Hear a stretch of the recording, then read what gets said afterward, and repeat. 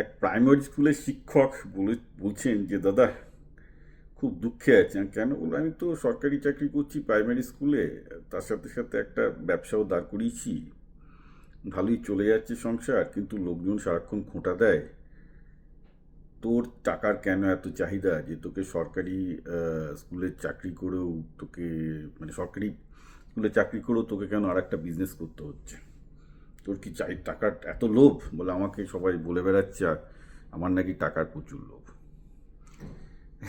Please please please, আপনি অন্যের ভ্যালিডেশনের জন্য এত উতলা হবেন না। ওকে, আপনি তো অন্যদের টাকায় বাঁচছেন না। সবচেয়ে বড় কথা, একজন প্রাইমারি স্কুলের শিক্ষক অত বেতন পায়ও না। আর যে পশ্চিমবঙ্গে যদি ঠিকঠাকভাবে বেঁচে থাকতে হয়, কার কখন মানে চিকিৎসার খরচ অত্যন্ত বেশি। যদি আপনি একটু ভালো বাড়ি করতে চান, করতে চান, 60-70 হাজার টাকা লেগেই যাবে, রাইট? সেখানে প্রাইমারি স্কুলের শিক্ষকদের বেতন তার তো অর্ধেক বা তার থেকেও কম। আপনি কী করবেন? আপনি ঠিকই করছেন।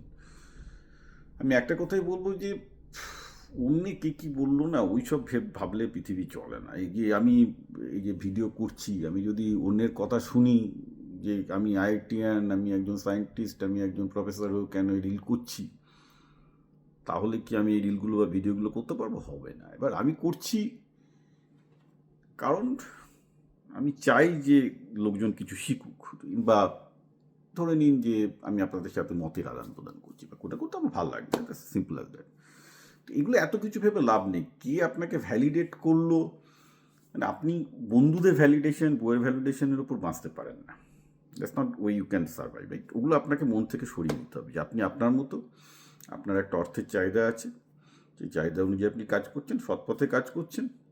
যতদিন সৎপথে কাজ করছেন, ইউ শুড বি হ্যাপি, এবং টাকা পাচ্ছেন তাতেও আপনি সুখে আছেন।